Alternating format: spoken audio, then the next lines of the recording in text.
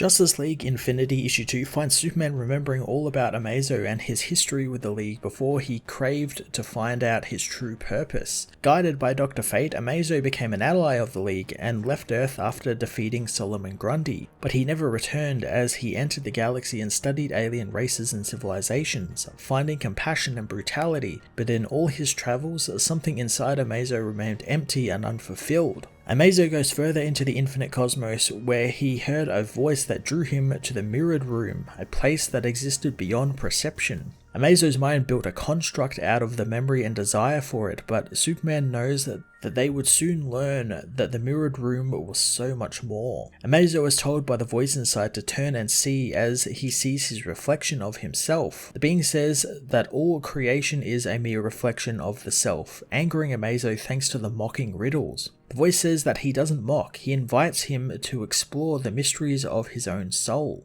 Amazo thinks that he has no soul, as Superman meanwhile finds himself confused as he has been transported to somewhere else in the world, where a protest is being had. He begins hearing the bigotry and fanaticism in the crowd as he sees the corrupt symbol he wears on his chest above the people. He rips the banner down as he thinks that he was teleported across the country into a loathsome protests which are becoming quite common across the country. He watches the mob turn on another group who have arrived, protesting the gathering. Superman steps between the groups, demanding to know what is wrong with these people. He soon stops, realizing that he isn't facing a supervillain or anything, but ordinary people who have been warped by a constant barrage of lies. He remembers what Pa used to say, "You can never meet hate with hate. You need to meet it with compassion and being the example of the best in them all." He talks with the people, not knowing what drove these people to hate, and while he doesn't know their struggles or pain, there is no person alive who hasn't suffered, but the remedy isn't lashing out so they can feel superior. He tells them that they need to reach beyond their divisions and differences. A drone tells him to stop since he is an enemy of the state. Superman refuses to stop as multiple drones begin transforming,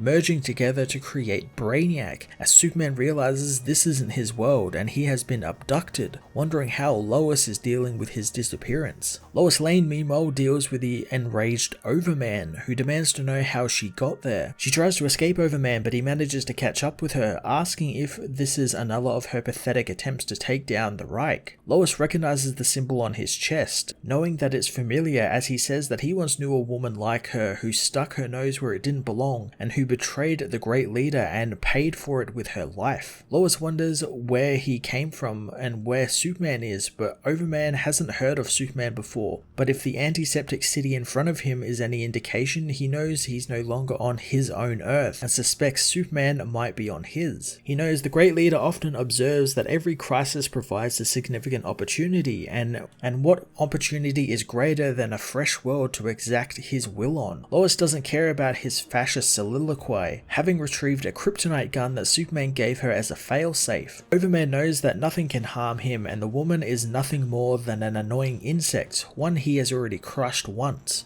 Lois says that she has heard that many times before, and each time, people like Superman have stopped them. She fires the gun, hitting Overman, but it barely does anything to him. Overman doesn't know what kryptonite is, but it clearly didn't do what she thinks it does. Overman's eyes glow red and Lois gets ready to die, but Overman smashes out of the building, leaving her alive, something Lois is confused by as she knows she has got to call the Justice League. John Jones, meanwhile, still disguised as Amrit, is overcome with a pain, reassuring Eric that it was just a mild headache. The man knows it's more than that, since he knows the woman well, so the woman says that it's a feeling of intuition that something has gone out of balance. As she sits with her old friend, he suddenly is teleported away and a young child takes his place. Chaos erupts over the park as people vanish and others reappear, with it happening all over the planet. John knows now Amrit has to go away as he returns to Martian Manhunter, speeding across the sky as he follows the telepathic trail to Metropolis, where the Justice League battle Overman, who is easily beating them all. Manhunter fights the urge to hide again as Superman remembers he left Earth years ago to find his humanity, certain the hero life was behind him. But when you are a force of light like John Jones is, the darkness always finds you. Superman meanwhile fights Brainiac, who tells the hero that he will see the fate of those who oppose the great leader Vandal Savage, as the Reich is invincible and eternal. Superman knows the robot talks too much, smashing it to bits,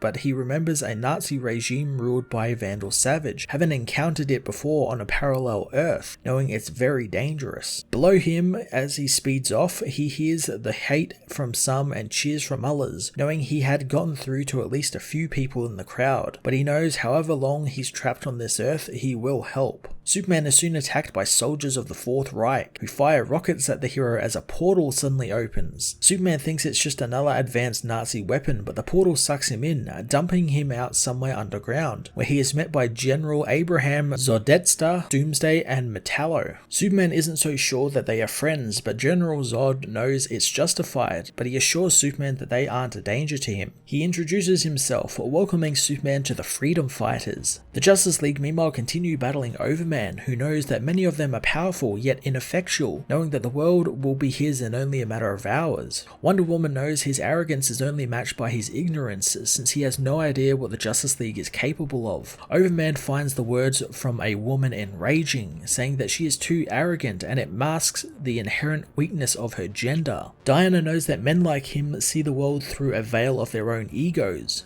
Manhunter steps in, demanding Overman stop his attack as he attacks the villain's mind, knowing that this has to stop. He takes over Overman's mind, seeing his history and how he was sent from Krypton and found by Vandal Savage, raised into a vile man he is today. Overman, however, did find love in that of Lois Lane, and perhaps she loved him back, and she used her position with him to help the Freedom Fighters, and when her betrayal was discovered, Overman was the one who had her hung. He mourned her death, but Savage's scientist buried Overman's emotions and grief deep down in his mind, making him a cold, heartless killer. Manhunter knocks the villain out, knowing that it was wrong to assume that he was the cause of these global disappearances, since beneath Overman's invulnerable skin, he is just a broken man, and he should not have violated his mind in that way. Wonder Woman knows that there was no choice, but Manhunter knows there always is a choice, as he suddenly feels something happening and something is changed, as Superman knows that something very wrong happened with Amazo, as the mirrored room erupted with a billion fractured images scattering throughout Amazo's consciousness, pushing him beyond the brink, as Superman knows that they didn't know it at the time, but this was when the end of everything begun.